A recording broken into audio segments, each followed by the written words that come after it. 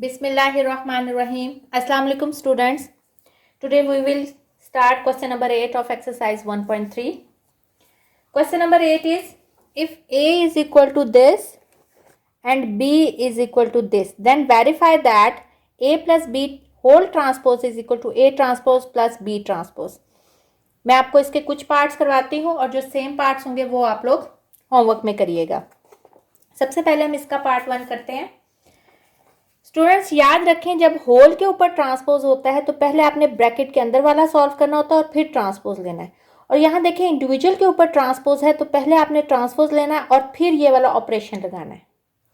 दोबारा बता रही हूँ, अगर होल के ऊपर ट्रांसपोज होता है तो पहले ब्रैकेट को सॉल्व करते हैं और फिर ट्रांसपोज लेते हैं, और अगर इंडिविजुअल के ऊपर ट्रांसपोज होता है तो पहले आपने ट्रांसपोज लेना है इंडिविजुअल का और फिर बीच वाला ऑपरेशन अप्लाई करना है। जिस तरह सेट्स में आप लोगों ने 8th में पढ़ा था कि अगर कॉम्प्लीमेंट होल के ऊपर होता था, जैसे A union B whole complement, तो पहले आप A union B find out करते थे और फिर इसको कॉम्प्लीमेंट लेते थे। लेकिन अगर A complement union B complement होता था तो पहले आप ए कॉम्प्लीमेंट लेते थे, बी कॉम्प्लीमेंट लेते थे और फिर उन दोनों का यूनियन करते थे। तो ये सेम वही चीज है। अब हम इसका स्टार्ट करते हैं। इसमें हम कंसीडर करेंगे left hand side. Left hand क्या है? ए प्लस बी का होल ट्रांसपोज। तो सबसे पहले आप क्या करेंगे? ए प्लस बी लेंगे, ठीक है। तो सबसे पहले हम ए प्लस बी लेंगे। ए आपके पास क्या है? 1 0 2 1, और बी क्या है? इसमें प्लस का साइन, प्लस करेंगे इनको। 1 + 1 2 + 1 0 + 2 1 + 0। तो आंसर आ जाएगा 2 3 2 1। अब ये आ गया आपके पास a प्लस बी। अब आपने इसका लेना है ट्रांसपोज। तो a प्लस बी का अब आपने ट्रांसपोज लेना है, तो हम लिखेंगे 2 2 3 1। अभी मैं इसका ट्रांसपोज ले रही हूँ इसलिए मैंने ऊपर t छोटा सा डाला है। अभी मैंने ट्रांसपोज लिया नहीं है। ट्रांसपोज क्या है? रोज को कॉलम में कन्वर्ट करना। तो ये रो है, इसको मैंने लिख दिया कॉलम में। एक ये रो है, इसको भी मैंने लिख दिया कॉलम में। तो ये मेरे पास आ गया a प्लस बी का होल ट्रांसपोज। इसको मैंने इक्वेशन 1 का नाम दे दिया। अब हम इसका क्या करेंगे? राइट हैंड साइड कंसीडर करेंगे। Now consider right hand side. Right hand side में क्या होगा? पहले आपने ए ट्रांसपोज लेना है।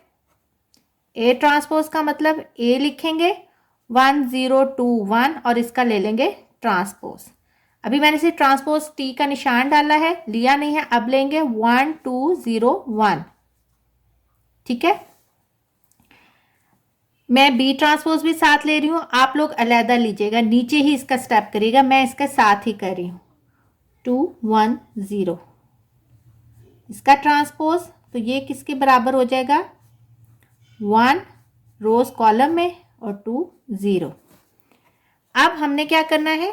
A transpose plus B transpose, इन दोनों को आपस में ऐड करना है। 1 2 0 1 प्लस बी ट्रांसपोज 1 1 2 0 ऐड करेंगे। 1 + 1 0 + 2 करस्पॉन्डिंग एंट्रीज ऐड हो रही हैं। 2 + 1 1 + 0। तो आंसर क्या आया? 2 2 3 1, इक्वेशन 2। देखें इक्वेशन 1 2 2 3 1, इक्वेशन 2 2 2 3 1। तो दोनों from equation 1 and 2 it is proof that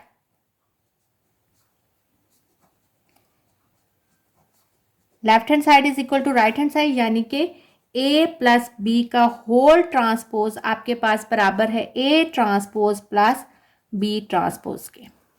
और यही आपने प्रूफ करना था। सेकेंड पार्ट आप खुद करेंगे। अब इनका हम थर्ड पार्ट करते हैं, जो कि है a plus A transpose is symmetric. सबसे पहले रिवाइज करते हैं कि सिमेट्रिक मैट्रिक्स क्या होता है। सिमेट्रिक मैट्रिक्स होता है कि a square matrix is symmetric if it is equal to its transpose. Symmetric कब होता है? अगर उसका ट्रांसपोज और वो खुद एक दूसरे के बराबर हो, यानी ए का ट्रांसपोज लें और वो वापस ए मैट्रिक्स के इक्वल आए, तो उसको हम कहते हैं सिमेट्रिक मैट्रिक्स। रिपीट कर रही हूँ मैं, अगर आप ए का ट्रांसपोज लेते हैं और वो दोबारा ए ही के इक्वल आता है तो उसको हम कहते हैं सिमेट्रिक मैट्रिक्स। फॉर एग्जाम्पल ये आपके पास एक दिया हुआ है, अब आप देखें इसकी रो को मैंने चेंज किया कॉलम में, इसको किया कॉलम में, इसको किया कॉलम में, ये दोबारा से देखें एम मैट्रिक्स ही बन गया। तो इसका मतलब एम का ट्रांसपोज एम के इक्वल है, इसलिए ये सिमेट्रिक है। तो वो आपको कहता है कि प्रूफ करें कि ए प्लस ए ट्रांसपोज जो है वो सिमेट्रिक है, यानी कि जब हम ए प्लस ए ट्रांसपोज का ट्रांसपोज लेंगे तो वो ए प्लस ए ट्रांसपोज के बराबर होगा। तो ये फिर वेरीफाई हो जाएगा कि वो सिमेट्रिक है। तो सबसे पहले हम ए ट्रांसपोज लेंगे। ए ट्रांसपोज ए आपके पास क्या है, ए है 1 0 2 1, इसका हम ट्रांसपोज लेंगे। ए आपके, हाँ जी 1 0 2 1, इसका हम ट्रांसपोज लेंगे तो ये क्या बनेगा, रोज को कॉलम में करेंगे 1 2 0 1, ठीक है। अब हम ऐड करेंगे ए प्लस ए ट्रांसपोज को। सबसे पहले ए लिखेंगे 1 0 2 1, उसके साथ प्लस इसका ट्रांसपोज लिखेंगे 1 2 0 1। अब इनको हम ऐड करेंगे 1 प्लस 1 2 प्लस 0 0 प्लस 2 1 प्लस 1। तो आंसर क्या आया, 2 2 2 2, ठीक है। आंसर आ गया इसका ये। तो हम कह सकते हैं कि ए प्लस ए ट्रांसपोज आपके पास आ गया 2 2 2 2, लेकिन हमने वेरीफाई करना है कि ये सिमेट्रिक है। इसका मतलब इसका हम दोबारा ट्रांसपोज लेंगे। इसको मैं इक्वेशन 1 का नाम दे देती हूँ। ए प्लस ए ट्रांसपोज का हम ट्रांसपोज ले रहे हैं ताकि हम वेरीफाई कर सकें कि ये सिमेट्रिक है। अब हम इसका ट्रांसपोज लेंगे, रोज को करेंगे कॉलम में, इस रो को भी करेंगे कॉलम में, इसको इक्वेशन 2 का नाम दे देते हैं। अब आप देखें इक्वेशन 1 और 2 में कोई फर्क है, दोनों बराबर हैं। तो हम कह सकते हैं कि from equation 1 and 2 A plus A transpose का transpose is equal to A plus A transpose, ठीक है। तो हम कह सकते हैं so A plus A transpose is symmetric, और यही आपने प्रूव करना था कि ए प्लस ए ट्रांसपोज का ट्रांसपोज उसी के बराबर है, तो इसका मतलब है ये क्या है, सिमेट्रिक है। अब हम इसका फोर्थ पार्ट करते हैं। फोर्थ पार्ट करने से पहले स्क्यू सिमेट्रिक क्या होता है, हम पहले देखते हैं कि स्क्यू सिमेट्रिक क्या होता है। स्क्यू सिमेट्रिक आप लोग ऑलरेडी पहले पढ़ चुके हैं, हम फिर रिवाइज कर लेते हैं कि स्क्यू सिमेट्रिक क्या होता है। कि अगर आप उसका ट्रांसपोज लें और वो उसके नेगेटिव ऑफ ए के बराबर हो तो इसका मतलब है वो स्क्यू सिमेट्रिक होता है। फॉर एग्जाम्पल ये आपके पास ए मैट्रिक्स है, आपने इसका ट्रांसपोज लिया, ठीक है। ट्रांसपोज लेने से ये देखें ये और ये आपस में बराबर नहीं आ रहे, लेकिन जब हमने इसमें से माइनस कॉमन लिया या माइनस के साथ मल्टीप्लाई किया, एक ही बात है, अमूमन हम नेगेटिव कहते हैं कि हमने नेगेटिव उसका कॉमन ले लिया, बाहर निकाल लिया। जब नेगेटिव कॉमन लेते हैं या नेगेटिव से मतलब माइनस से उस जो है किसी भी वैल्यू को मल्टीप्लाई करते हैं, दोनों का सेम आंसर आता है। तो आपको जिस तरीके से समझ आती है आप उस तरह समझ लें। ये देखिए इन्होंने माइनस कॉमन लिया तो यहाँ +2 था -2 हो गया, यहाँ +3 था -3 हो गया, यहाँ -2 था +2 हो गया, जीरो को कोई फर्क नहीं पड़ता। यहाँ +1 था -1 हो गया, यहाँ -3 था +3 हो गया, यहाँ -1 था ये +1 हो गया।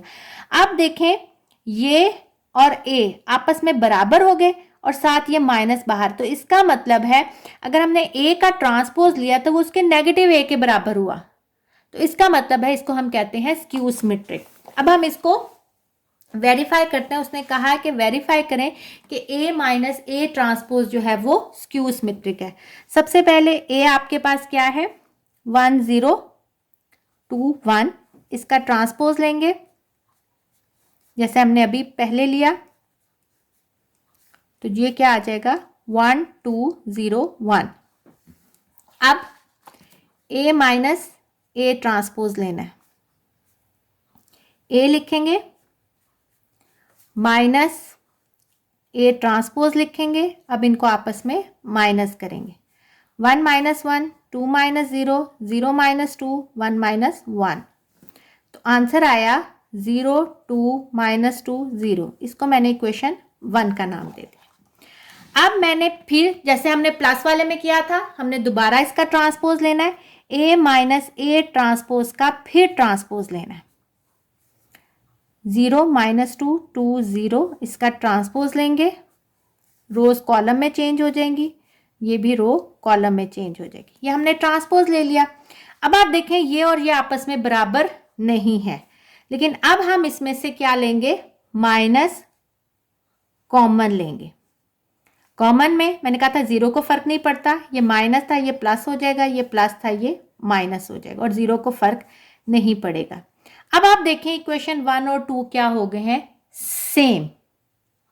तो हम कह सकते हैं कि फ्रॉम इक्वेशन 1 एंड 2 हमें क्या पता चला कि A माइनस A ट्रांसपोज का ट्रांसपोज बराबर है minus A minus A transpose के। जैसे कि हमने पिछले क्वेश्चन में क्या किया था कि A प्लस A ट्रांसपोज का transpose A plus A transpose के बराबर था, इसी तरह A माइनस A ट्रांसपोज का ट्रांसपोज बराबर है minus A minus A transpose के। और हमने स्क्यू सिमेट्री की डेफिनेशन ही ये पढ़ी थी कि अगर किसी का ट्रांसपोज उसके नेगेटिव ऑफ A के बराबर हो, अब देखें ये पूरा A है, कंसीडर करें इसको पूरा A, वो उसके नेगेटिव ऑफ A के बराबर है, इसका मतलब है ये क्या है, स्क्यू सिमेट्रिक। तो हम कह सकते हैं it is verified that A minus A transpose is skew symmetric.